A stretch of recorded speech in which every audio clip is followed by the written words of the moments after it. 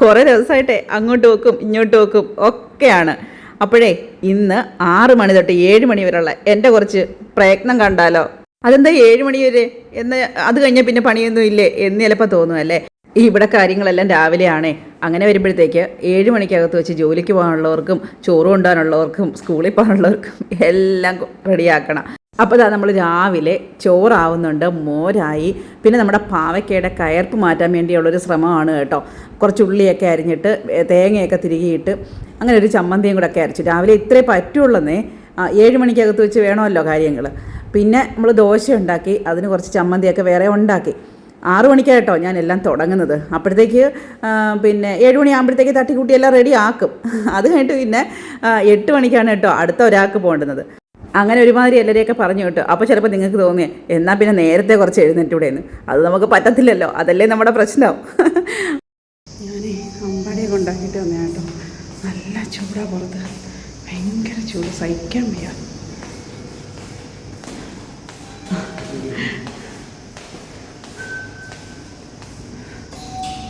വെയിലുണ്ടേ, ഒരിച്ചിരി വെയിൽ മതി. ഇനിയിപ്പോൾ ഉച്ചയ്ക്കൂടെ പോയിട്ട് വരുമ്പോഴത്തേക്ക് ഞാനൊരു വഴിയാവുമെന്നേ എല്ലാവരെയൊക്കെ പറഞ്ഞു കേട്ട്. ഇനിയിപ്പോൾ കുറച്ച് കാപ്പി കഴിക്കണം. പുട്ടുണ്ടാക്കിയതിൻ്റെ ഇന്നലെ ഉണ്ടാക്കിയ പുട്ടിൻ്റെ ബാക്കി കുറച്ചിരിക്കുന്നു. അപ്പോൾ അത് എടുത്ത് കാപ്പി കഴിക്കാം. കുറച്ച് പപ്പടമൊക്കെ ഇരിക്കുന്നുണ്ട്, അപ്പോൾ അതും കൂട്ടി കാപ്പി ഞാൻ കഴിക്കും. അങ്ങനെ നമ്മുടെ പുട്ട് ഒന്നുകൂടെ ആവി കയറ്റുകയാണ് കേട്ടോ. ഇന്നലെ ഉണ്ടാക്കിയതല്ലേ, പുട്ടും പപ്പടവും ചായയും. എല്ലാവരും പോയി. അത് കഴിഞ്ഞിട്ട് ഇനി ഉച്ചയ്ക്ക് വിളിക്കാനും പോകണം. അപ്പം നമ്മൾ കാപ്പിയൊക്കെ കഴിക്കുകയാണ്. പുട്ടെനിക്ക് ഒട്ടും ഇഷ്ടമല്ലെന്നേ, എനിക്ക് ഭയങ്കര ബുദ്ധിമുട്ടാണ്. ദേ ഒറ്റ അയിലയാണ് ഇന്നത്തെ സംഭവം. ഈ ഒരയില കൊണ്ട് ഞാൻ എന്തൊക്കെ ചെയ്യുന്നത് നിങ്ങൾ കണ്ടു നോക്ക്. കഴുകിയൊക്കെ വൃത്തിയാക്കി 2 കഷ്ണം എടുത്ത് വറുത്തു, ബാക്കി ഒരു കറിക്കും. അപ്പോൾ ഈ ഒരു ഇച്ചിരിയുള്ള അയിലക്കകത്ത് ഞാൻ ഇത്രയും ചെയ്യുന്നത് നിങ്ങൾ അത്ഭുതപ്പെടുന്നുണ്ടായിരിക്കുമല്ലേ. സ്കൂളിൽ പോയിട്ട് ഉച്ചയ്ക്ക് വരുമ്പോഴത്തേക്ക് അവർക്ക് കൊടുക്കാനായിട്ടുള്ള മീൻകറിയാണ് കേട്ടോ. അപ്പോൾ അടുക്കളയിലൊന്നും നിന്ന് ചെയ്യാനേ പറ്റൂലെന്നേ, ചൂട് ഭയങ്കരമാണ്. രാവിലെ പിന്നെ ചോറൊക്കെ അങ്ങ് ആയതുകൊണ്ട് ഇത് മാത്രമേ ഉള്ളൂ ഇനി പണി. മീൻ വറുത്ത് മീൻകറി ആക്കണം. എന്തെങ്കിലും ഒന്ന് ചെയ്തിട്ടേ ഓടിപ്പോയി നമ്മൾ AC ഉള്ളിടത്തിരിക്കും. കിച്ചണിനകത്ത് AC ഇല്ല. പിന്നെ നമ്മൾ അടുക്കളയിൽ ഒരു പിന്നെ ഫാൻ വെച്ചിട്ടുണ്ട്, അതുകൊണ്ടൊന്നും ആവൂലെന്നേ. അപ്പോൾ അതാ നമ്മുടെ മീനെല്ലാം കൂടെ പറക്കിയിടുക. എല്ലാം കൂടെ എന്ന് പറയാൻ എന്തുവാ, ഒന്നുമില്ലെന്നേ. അപ്പോൾ ഇതാ മീൻകറി തിളച്ച് റെഡിയായി. അപ്പോഴത്തേക്ക് ചോറ് കഴിച്ചിട്ട് പോയി വിളിക്കാമെന്ന് കരുതി മക്കളെ. അപ്പോൾ എനിക്ക് വിശന്ന് പോയി കേട്ടോ. പുട്ടല്ലേ കഴിച്ചത്, പുട്ടെനിക്കൊന്നും ഇഷ്ടമല്ല, പിന്നെ അങ്ങ് കഴിച്ചു എന്നേ ഉള്ളൂ.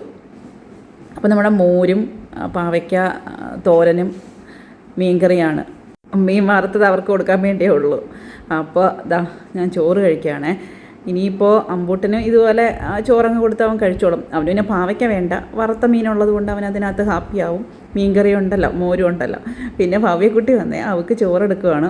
ഇവിടെ നമ്മൾ എന്താ വെക്കുകയെന്ന് വെച്ചാൽ അതെല്ലാം മക്കളും അതേപോലെ കഴിച്ചോളും കേട്ടോ. അവർക്ക് പിന്നെ നിർബന്ധമൊന്നുമില്ല, ഇന്നത് വേണം ഇങ്ങനെ വേണം അങ്ങനെയൊന്നും.